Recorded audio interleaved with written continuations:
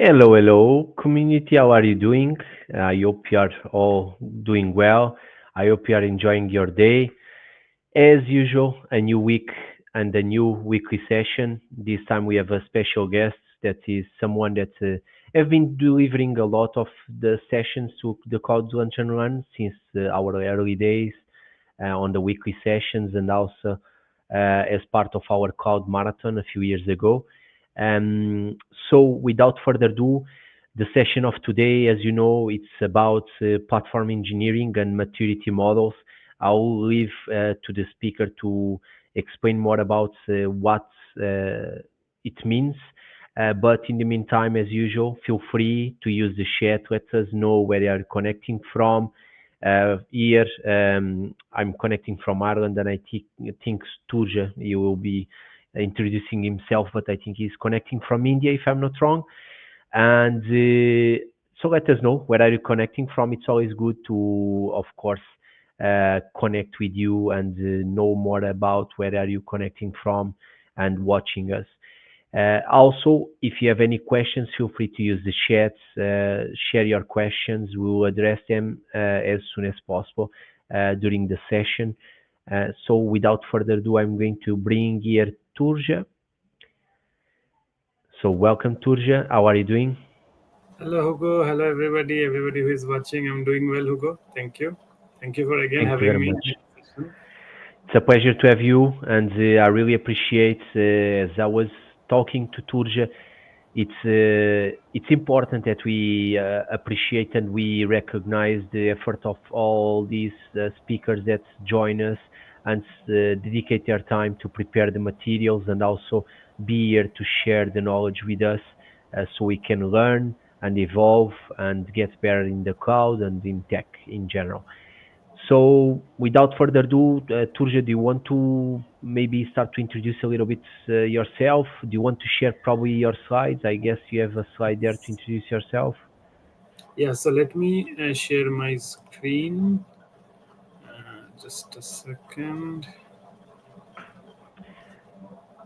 Perfect. So I just shared my screen. Is my presentation visible? Not yet. I'm going to activate it. And here we go. All good. Probably just hide, yeah, they're perfect. And go slide modes, maybe to just hide all your icons and so on. Yeah, perfect. Perfect. Amazing. Um, so yeah, feel free for everyone. If you have any questions, feel free to use the chats. I'll be monitoring the chats, and we are going to address the questions and forward the questions to Turja as soon as possible. And let's enjoy the session. Thank you very much, Turja. The stage is Thank all you yours. so much. Thank you. So, as Hugo was saying, today's session is all about platform engineering and how platform engineering maturity models can really help us get the maximum value out of a platform. So, very brief about me. So, I have been in this IT industry for roughly 14 plus years. I worked in some big companies, starting from product companies like Samsung to consulting companies like PwC, EY, and even professional services companies like Accenture. My main priorities and my expertise is in building a large scale cloud systems, architecting them, and obviously enabling platforms, adoption of platforms. I am a platform engineering and DevOps Institute ambassador. I'm a quadrant lead.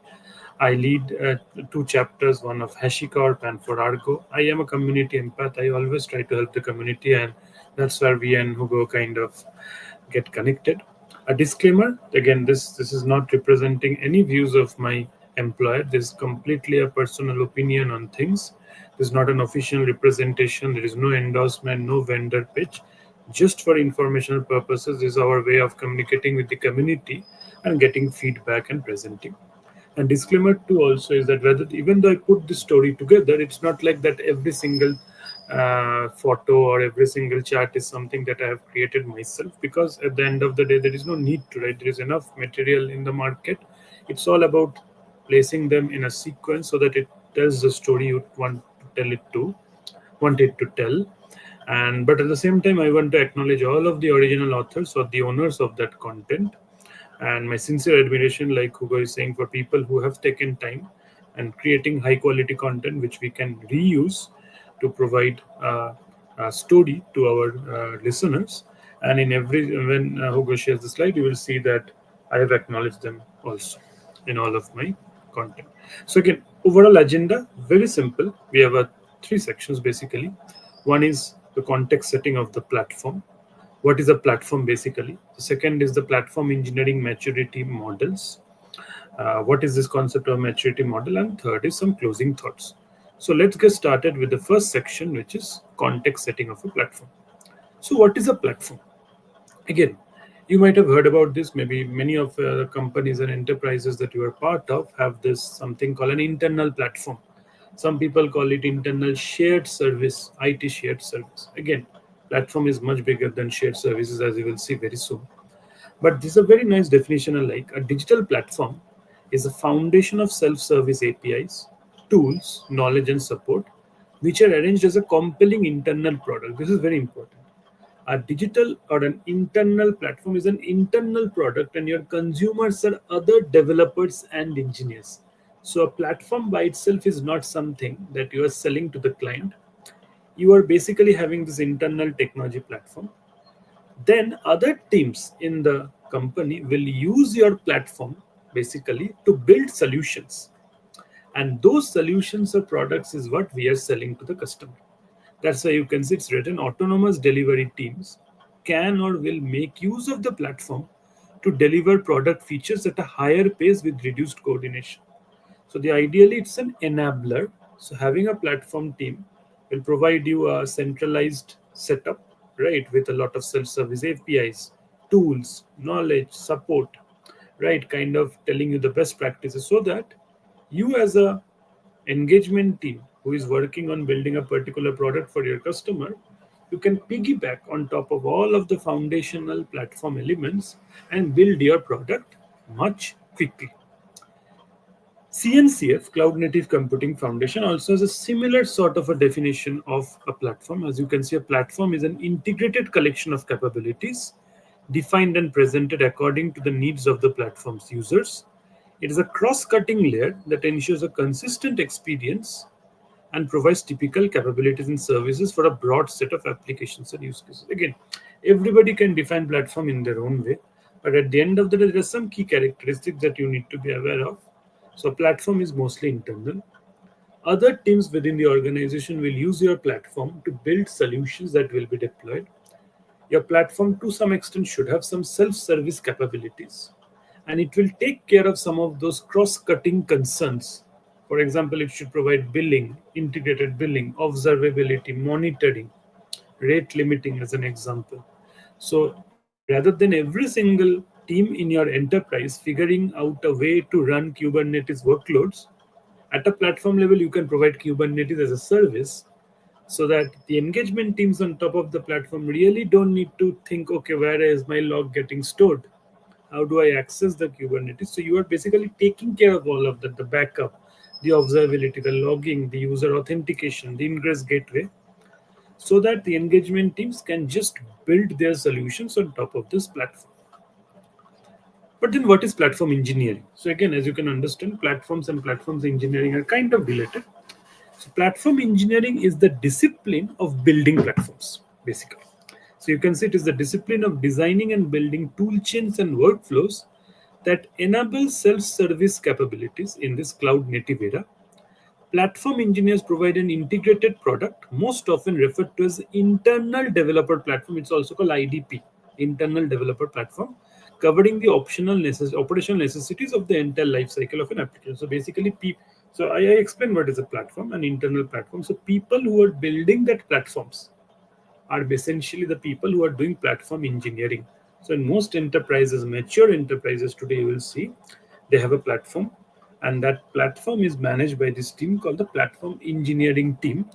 They are the team who is basically working on ensuring that the platform is up to date, it's running, it has everything, it has all the bells and whistles it needs, it's self-service, for example. It has redundancy, availability, scalability, everything, right? And then they expose the platform so that other teams within the company can consume it. There's a very nice definition that kind of tries to show how a platform looks like. So if you see, this is the infrastructure, right? This is the infrastructure platform. So this is basically like exposing compute, network, storage. And then if you see, this is a digital platform. So a digital platform is obviously built on top of the infrastructure platform, but a digital platform is beyond an infrastructure platform. It is not just providing you infrastructure. It just doesn't provide you a virtual machine or a storage account. It provides you something on top of that. It provides you reusable components. It provides you tools. It provides you a knowledge base. And as you can see, this digital platform is managed by this platform team. This is the platform engineering team I was talking about. And then those assets that this platform engineering team manages, which are called platform offerings, they're exposed mostly in two ways, either via self-service developer portal. So this is where any other team in the company can go in and just access, see what is available and click on it, or as a service. So you can expose it as an API, you can expose it as an SDK, and then it is consumed by the product and service teams within the organization. So this is very important for people to understand what is a platform. So as you can see, this platform team is this centralized sort of a team which manages the central assets and offerings of the digital platform. And then these are the actual engagement teams, the actual stream aligned teams, right? These are the teams which are building the customer facing application that essentially is sitting on top of this digital platform. And this digital platform is sitting on top of the infrastructure platform, because at the end of the day, everything needs some sort of a cloud infrastructure. And as you can see, for this engagement teams to consume this digital platform assets, they can use the self-service portal, or they can use API or SDKs.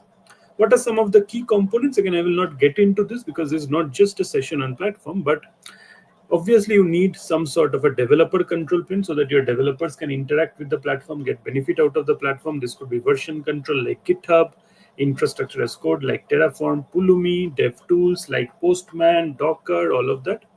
A compliance and governance plane. This is basically some sort of a cloud security posture management tool. Maybe it will provide you some level of governance, FinOps, all of the delivery plane. This is nothing but the compute workload orchestration like containers, Kubernetes. Observability plane is very important. This is basically stuff like telemetry data, metrics, logging data, Datadog, all of those stuff, and security plane. This is IEM secret.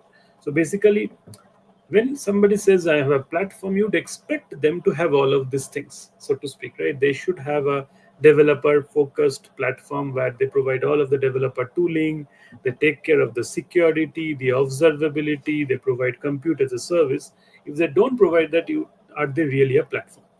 This is also very nice view. As you can again see, we have the infrastructure, then we have the platform team. This is the platform, actual platform.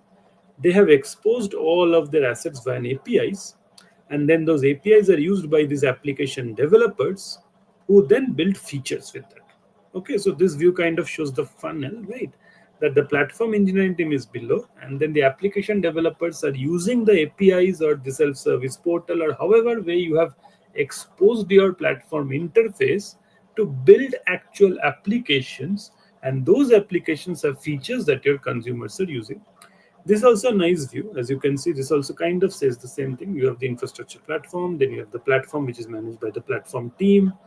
You have an explicit API boundary, and then you have the individual product teams consuming the platform. So this could be one product could be a mobile product, another product could be a web product, another product could be a CRM product. So these are all different products, but all of them are relying on this platform team for some common foundational components.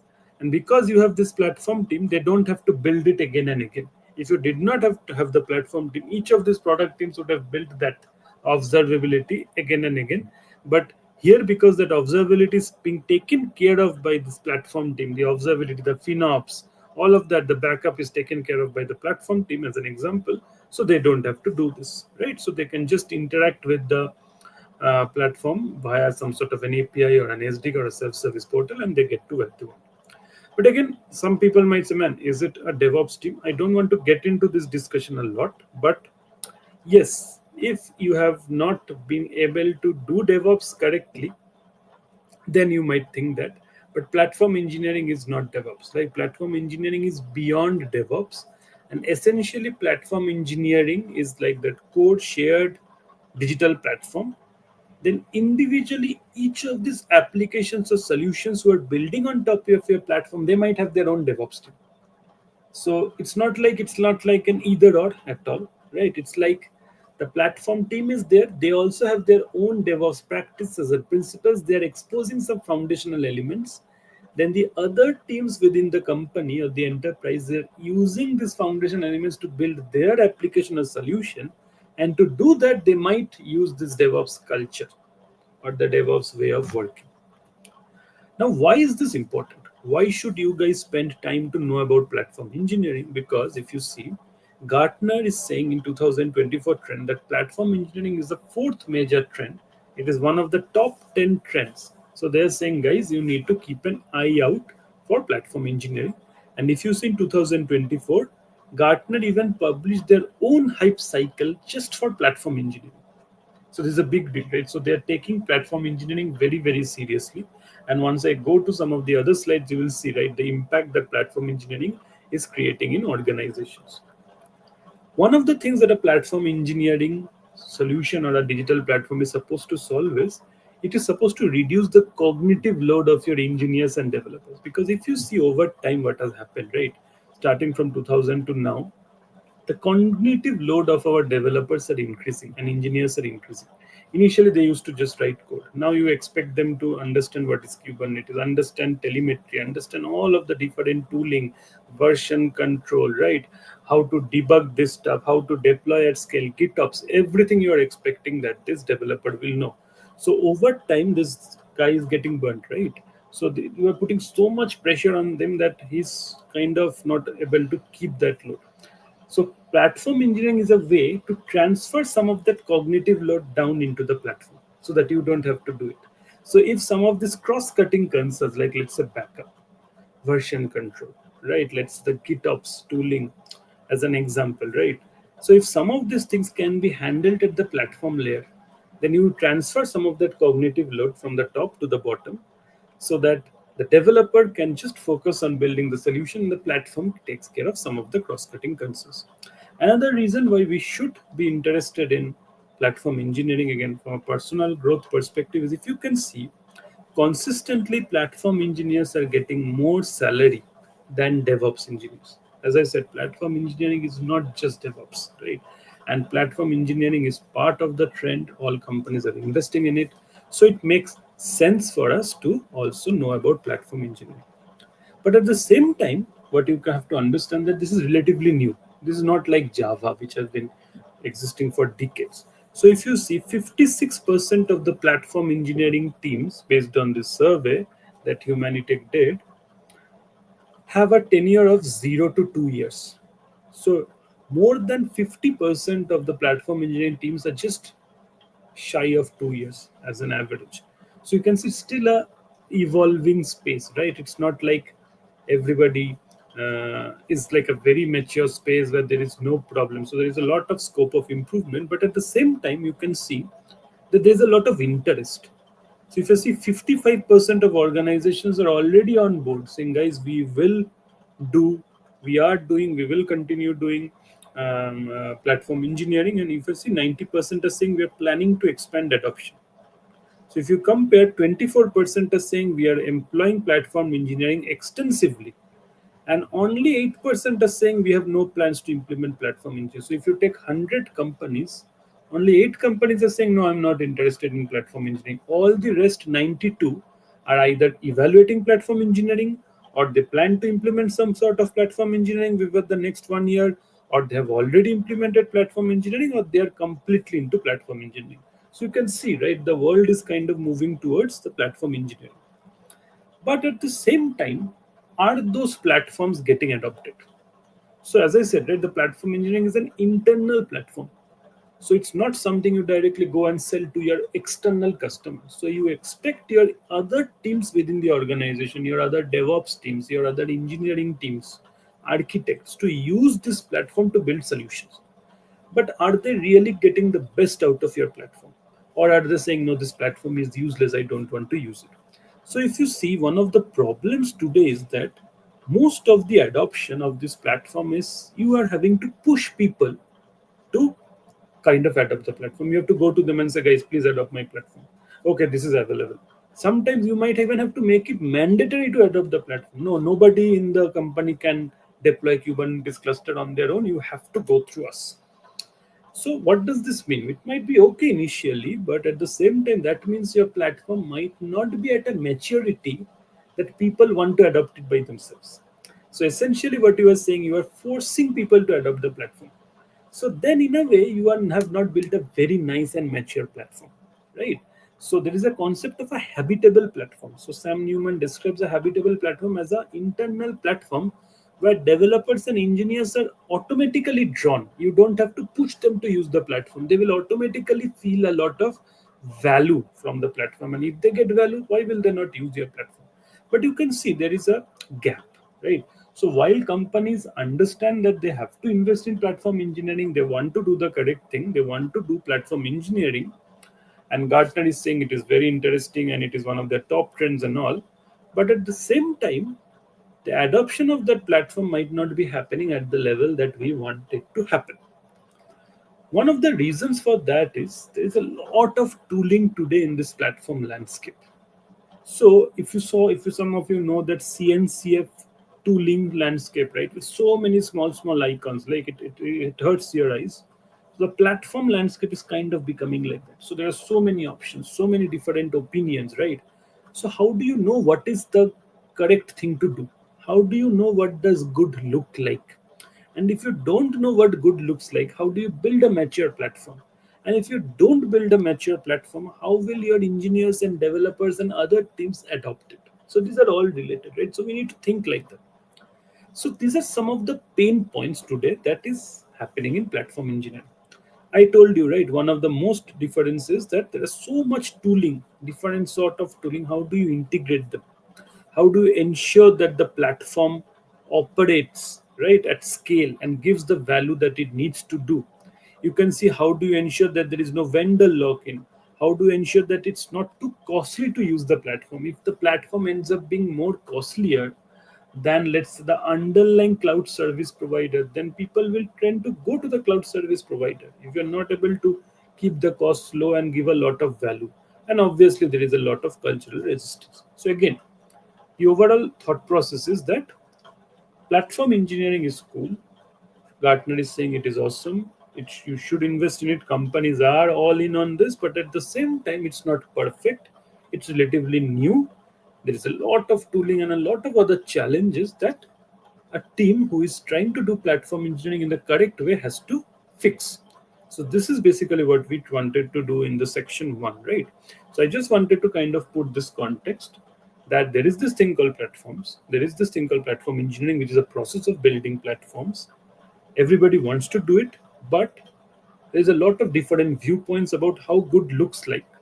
So there needs to be some sort of a approach to understand how mature your platform is, how you increase the maturity. And the more your platform becomes mature, the more you do the correct things, the more organic your adoption is. And the more adoption your platform has, the more investment you get to make your platform even better. So it's like a cycle. So this is section one. Before I move to section two, Hugo, any questions that we have, or should I just move to section two? So far, no questions. So probably we can continue with section two. For those attending and watching it, don't be shy. Don't be shy, and feel free to, of course, share your questions and get the best of this session. Okay. Thank you very much. Well done, Turja. Thank you. Okay, so this was section one, right? Again, just to keep the flow, we discussed about platforms, we discussed about platform engineering, we discussed that it is very important for companies that are investing in it, trying to do the best, build the best platform, but at the same time, adoption is not happening organically because of a lot of complications, lot of tooling, lot of different viewpoints. So we need to find a way to move past these pain points so that we can demonstrate credible value to our stakeholders so that more people adopt our platform organically, right, without us having to push them or mandate them. And the more people adopt the platform, the more we kind of get money and buy-in from the rest of the enterprise to keep on improving our platform. Now, the section two is this concept of a maturity model. So, what is a maturity model? Again, this is very simple. This is common sense, right? So, everything has a maturity. In our life, also, we are getting more mature in our own life, right? Whatever way, professionally, personally. So, maturity model is basically a framework that assesses the current state of an organization or a system that you are trying to assess with respect to some parameters or constraints. And then once you know your current maturity, then you can kind of find the gap. Okay, I am at maturity level 10, I want to be the maturity level 20, so what do I need to do? So it's like a constant kind of iteration. So you find where you are today, you know where you want to be there, you do an assessment, and you then keep on moving forward. So this is a maturity model. How it works at a very high level is very simple, right? Very simple process. So you first need to define the scope of your assessment, because there are different types of maturity model for different types of use cases. So you can have a maturity model to understand the maturity of your marketing organization. You can have a maturity model to assess the maturity of your CRM implementation. In this case, we are trying to use this maturity model concept to assess the maturity of our platform engineering function, how mature our platform is. So we have to first define the scope of the assessment. So in this case, our scope will be just the platform engineering. Then within that scope, we have to select a maturity model. So even within a current scope, if you go, different vendors have their own way of determining the maturity. So if you go to Microsoft, they might say, okay, this is how a mature platform looks like. Then you go to, let's say, Google, they might say, this is how you want a mature platform to look like. So here I will focus on the CNCF, the Cloud Native Computing Foundation's maturity model. So the Cloud Native Computing Foundation has a working group and they create a maturity model. And many vendors are kind of extending that maturity model as a framework. So this is the selecting the maturity model. So once I've defined the scope of the assessment, I've selected a maturity model, then using that model, I will first assess the current maturity of my enterprise. Where am I today? Am I good? Am I bad? Am I medium? Then once I assess the current maturity, then I can identify the gap and area of improvement to go to the next level of maturity. So if I'm 10, how do I go to 20? Once I identify the gap, I create an implementation roadmap so that I can do this thing so that I can move from 10 to 20. Once I have the plan, I execute the plan. Once I've executed the plan, I keep on monitoring and then I iterate and again do that assessment to see, okay, now am I actually at 20? Then how do I move to 30? So it's a continuous process, very simple process, pure common sense. Define the scope, select a model, save, see where you are today, know where you need to go, what is the next step, what is the gap, how to bridge the gap, develop a plan, execute the plan, monitor, and then again do that same assessment again and again. So the CNCF platforms working group, right now I am actually a member of this CNCF working group. So they released back in I think November 2023 the first version of this thing called platform engineering maturity model. One of the people that I work with now very closely is Abby Bankser. She is one of the original authors of this maturity model. So what is this platform engineering maturity model? As I said, the platform engineering maturity model is a tool that will help organizations again assess their current state of platform engineering. And then once they've assessed where they are today, they can determine what are the some of the things that they can do to improve their maturity. So as I said, right, the idea is to move from a less mature to the most mature. But to do that, you need to first know where you are in that continuum, right? You, okay, am I good, bad, wherever? And once I know that, once I can fall, then with some of the guidance, like how to go to the next level, what does the next level look like, I can keep on basically iterating. And the overall idea is the more mature my platform becomes, the more successful my platform will be, the more it will reduce the cognitive load of the developers, the more it will have organic adoption. Even without me telling people to adopt, automatically it will get adopted. So the more I am maturing my platform, the more money and the more value I am getting out of the money I have put into this system, right? So what is this maturity model? So if you see, this maturity model has two dimensions. One is the maturity in itself. So here in the CNCF model, they have decided on four levels of maturity. So one is the lowest maturity, four is the largest maturity. So provisional is the lowest, number one. Then you have operational, number two. Then you have scalable, number three, and then you have optimizing, number four. So this is how you move across the continuum. But at the same time, how do you measure?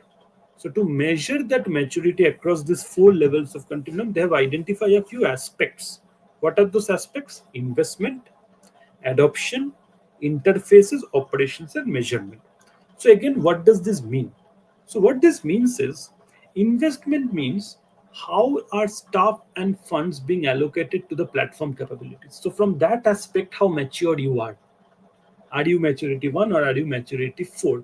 Are you investing funds in an ad hoc manner, or are you going to your customers, getting their feedback, and then putting it back into your cycle, feedback loop, and going and investing money in only those capabilities that your customers are looking for?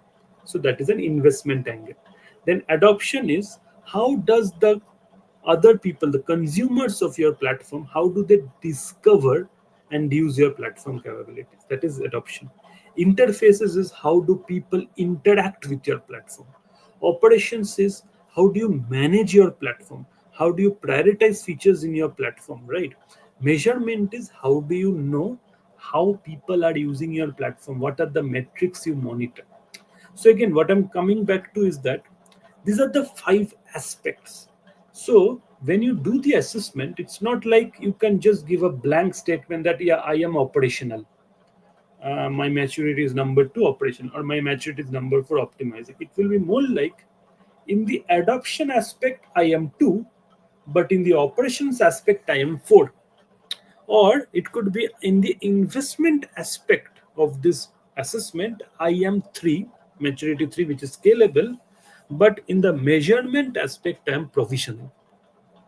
Because it's very difficult to just come up with a blank statement, yeah, my platform is very mature. So we have segregated it into these four maturity levels and these five aspects. So how does it look like? So let's take a very simple example. I was telling you about measurement. So what was the aspect of measurement? The measurement aspect is, how do you collect and how do you know who is using your platform? How much of the platform are they using? Basically, right? How do you measure the adoption and consumption of your platform? So that is the aspect. So in that aspect, you can see there are four levels of maturity. So when a company will start, then this metrics and this measurement will be very ad hoc.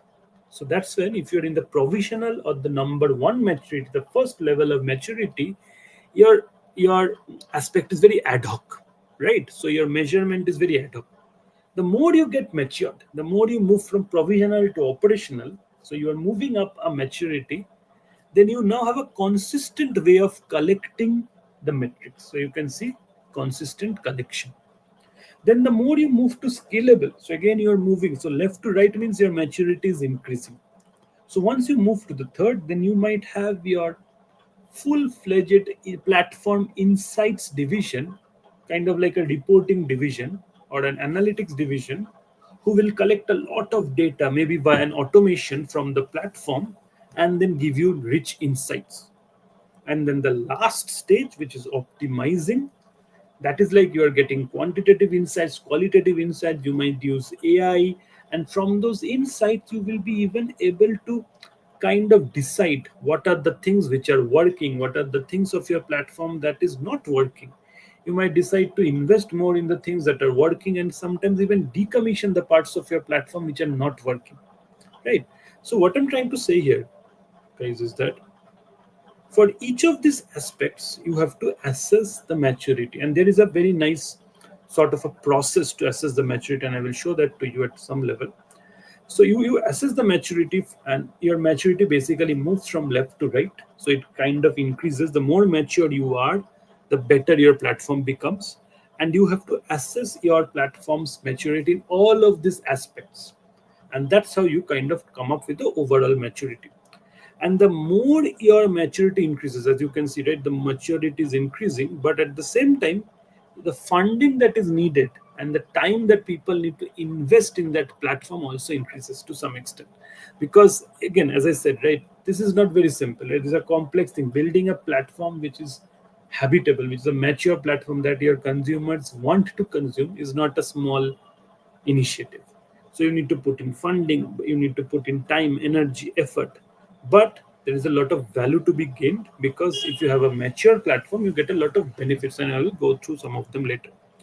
So this is another view I was talking about, right? The concept of a habitable platform. Habitable platform is a platform where you really don't have to push people to adopt it or mandate people to adopt the platform or use the platform.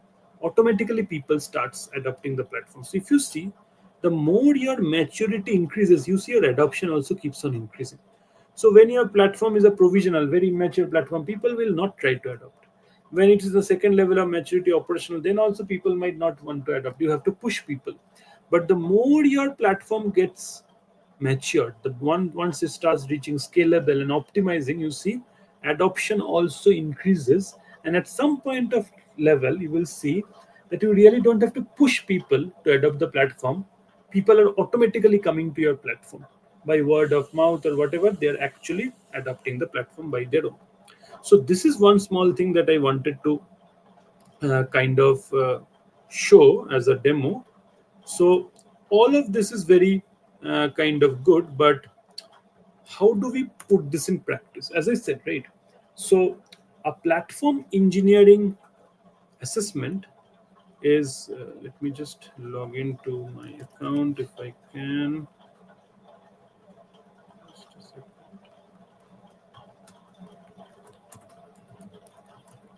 If this works.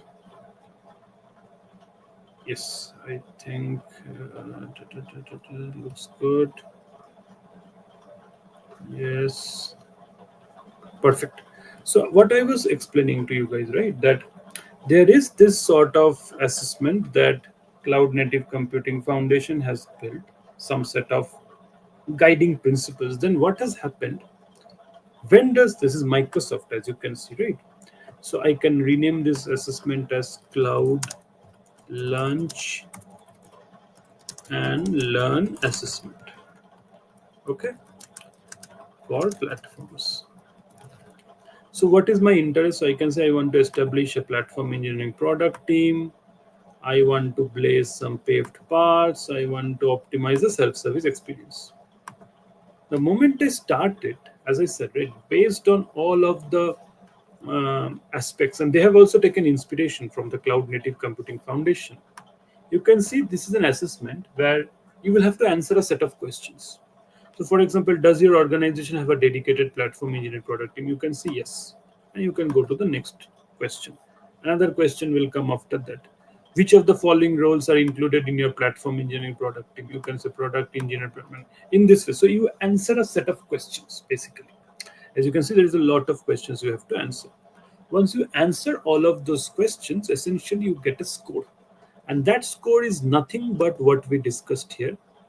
It will give you a score on all of these different aspects.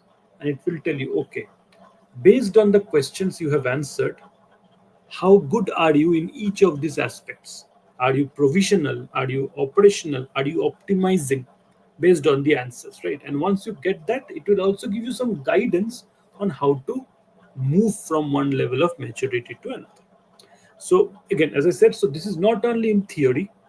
So the Cloud Native Computing Foundation has put in this concept, as a guidance, as a general white paper. They have published it. Now vendors like Microsoft have taken that and created this assessment tooling that is freely available to everybody. So anybody in this audience who is managing a platform, who is developing a platform, who is trying to build a platform, can just do an assessment of their platform and see how good they are based on the industry standards.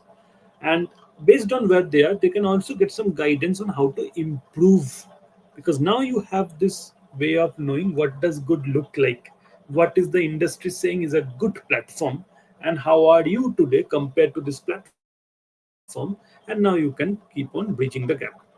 So in the section 2, what did we do? Essentially, I explored and I kind of told you about this concept of maturity models. Again, this is not only for platform engineering, you can adopt it in everything: generative AI adoption in your company, or data and analytics maturity, or personal maturity in any emotional aspect. So, a maturity model basically will assess based on some questions, some framework, what is your current maturity. So in this case, what is the current maturity of my platform engineering division of my platform within the enterprise, and it will also give me guidance on how to iteratively improve. Right, that is what we are trying to do. So again, if I come back here, so the idea overall would be that once I do that assessment, that the Microsoft assessment, let's say I do it, I will know where am I today in this journey, in this maturity model. Am I maturity one, two, three, or four against any of these aspects? And then I will have to invest some time, some money, and some energy in improving my maturity from, let's say, provisional to operational to scalable to optimizing across all of these aspects. My target would be to be optimizing in every of these aspects, but it might not be possible. It might need so much investment that I might not be able to do it.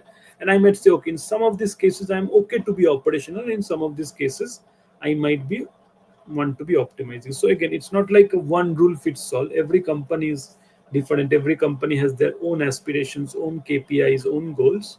So you can kind of tailor this maturity model based on your own thing. That's what I said, right?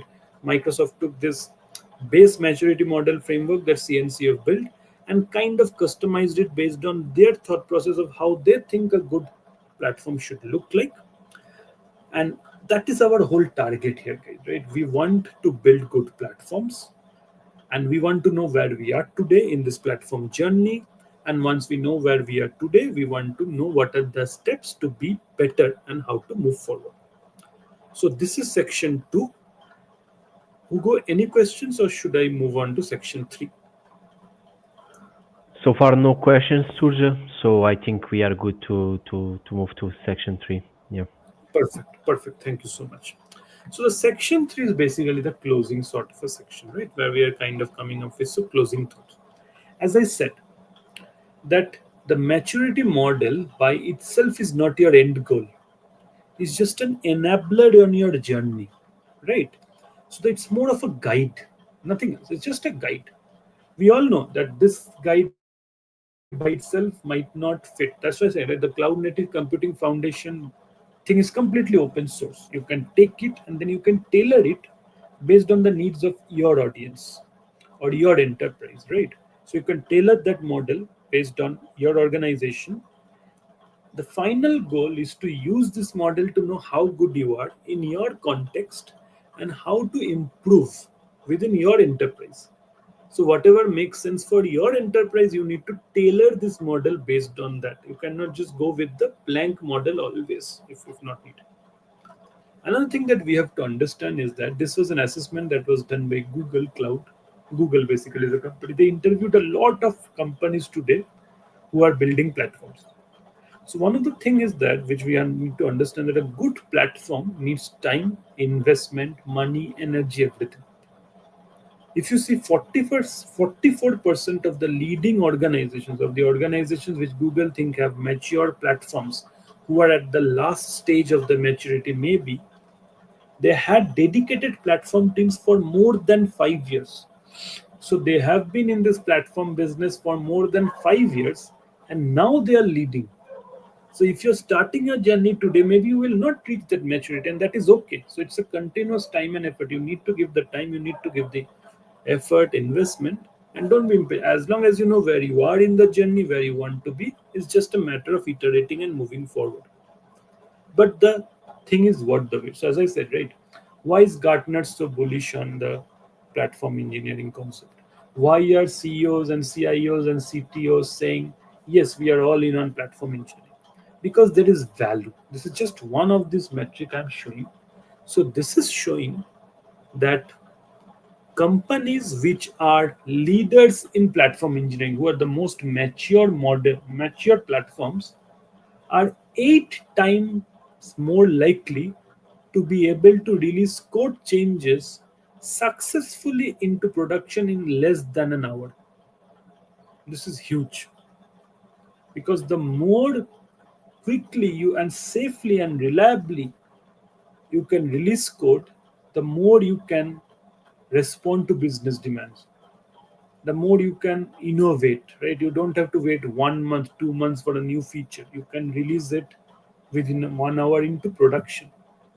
This is just one of the aspects of having a good platform. If you have a strong foundation with the best tooling that the market can offer, the guidance, all of the thought processes have been embedded into this underlying foundational platform, then the solution teams who are building on top of the platform, they can piggyback on top of that investment that we have already done into the platform. And as you can see, that investment, even though it takes time, it took 5 years for some of these companies to be a leading platform organization. But once they reach that maturity, so once they traverse that maturity model, right, and become an optimizing platform across all of the aspects or most of the aspects, then they are getting so much value. This is just one value, and if you follow this Google Cloud report, these are actual reports. They've interviewed actual companies and they've given this feedback. So this is also very important. So then again, what should all of us kind of try to take away from this session is, if we want to become a leader in this platform space, if we want to have a world class platform, because having a world class platform helps, as I showed you, right? There's a lot of value in an enterprise having a world class platform. Then we need to assess our current platform maturity, which is step one.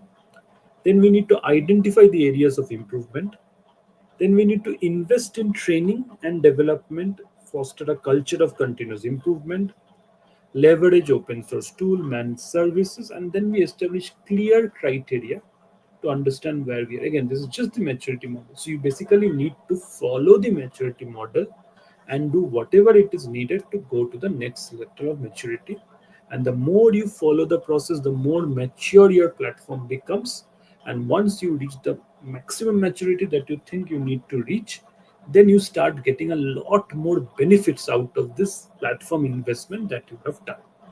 So basically, this is basically kind of the last slide. So as I said, right, if you take anything away from this session, one of the things that I will focus on is this aspect of so I'm stopping my screen sharing, is this aspect of that there is this concept called platform maturity. There is this assessment that is available. I showed you a freely available assessment that is available in Microsoft. I encourage everybody who is managing building platforms to do that assessment for their own platform. See where they are in this maturity model. See the guidance that is coming up. Not, you don't have to implement every single line of guidance that is coming, but then you can pick and select a few that make sense, and you can iteratively work in making your platform better. That's where the maturity model comes in, right? So you are in maturity 1 to 2 to 3 to 4, and the more mature your platform becomes, the more adoption you will have and the more value you will get out of the platform. So this is overall the messaging. Just want you to encourage to do that. Hugo, over to you. So any questions or anything that we would like to discuss? Otherwise, I'm good with the content. Perfect. Thank you very much, Tuja. I think it was definitely a great session. And I would say, in my perspective, nowadays, it's funny that personally, I think that platform engineering, many things that they nowadays associate with platform engineering was something that was have been done for many many years, but probably they didn't have a word to to associate to that type of work. But definitely, then they came up with this platform engineering word, and then I noticed a big trend on social networks. People just going quickly to move their roles from DevOps to platform engineering. Most importantly, independently, if you are at the moment a platform engineer, or if you are planning to be, it's always important that I would say, as any other role, independently on the name you give it to the role, the most important thing is the knowledge. So just worry about understanding the responsibilities associated to this role, and how it changed from the traditional DevOps. Because of course, as Turja said, there are a lot of things in common between DevOps and platform engineering. But yeah, things evolved and changed, and definitely there are more requirements to be a platform engineer. Especially, I see a lot of times, especially on interviews, people not willing to consider to get familiar with, for example, coding skills and get familiar with scripting in PowerShell or even Python or whatever, and then getting stuck with this kind of daily tasks that you need to do as a platform engineer. I'm just giving you a simple example, but in a nutshell, it's a journey. As any other role, it's a journey that you need to take over, and even for your organization. Because remember about one thing, your organization, in my perspective, is each of us.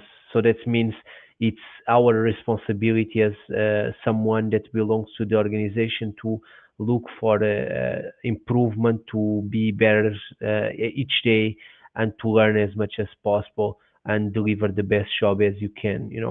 And consequently, I believe that your organization will be able to achieve different levels of maturity and the different maturity models so easily, because these, of course, depends on all your efforts as well on your daily basis. And of course, all these community events is always a good opportunity for you at least get familiar with some concepts and then explore by yourself as well. You have plenty of documentation out there. Nowadays we live in a world that's fortunately, I know that there is a lot of misinformation, but there is a lot of information, valuable information that you can use to for free to learn all these concepts, to evolve, to get more knowledge and get your dream job without depending so much on other things. In the past, maybe 20 years ago, it was not so easy. You would need to buy books, which were expensive.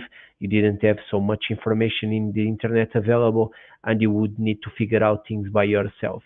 Nowadays, remember that we are all here trying to do our best to support you, because, of course, as I was saying to Turja today, when we started on early days from zero, because all of us, we start from zero, we had other people spending their time and sharing their knowledge for us to learn and evolve. So that's essentially what Turji is doing, and what this group is tries to do with for you as well. So I hope you enjoyed the session. From my side, big thank you to Turja. We don't see any questions, but feel free. If you are watching, we know that we have a lot of people watching these sessions offline due to time constraints and different time zones. So if you are watching this, feel free to share and share your questions and comments in the chats, and we are monitoring, and even Turja will be keeping an eye on the session to ensure that if you have any questions, you can even connect with Turja and cover those questions with him as well. Okay. In the meantime, thank you very much. I really appreciate your time to be here, Turja, and also the time of everyone to be here with us. Next week, we are back with another session, more related to containers and security in containers, specifically on Azure Container Apps. So a great session. I invite you to join us, and in the meantime, stay well, stay safe, and enjoy the rest of your week. And thank you very much, Turja. Thank you so much, Hugo. Thank you, everybody. Great work. Take care. Bye. Thank you. Have a great day.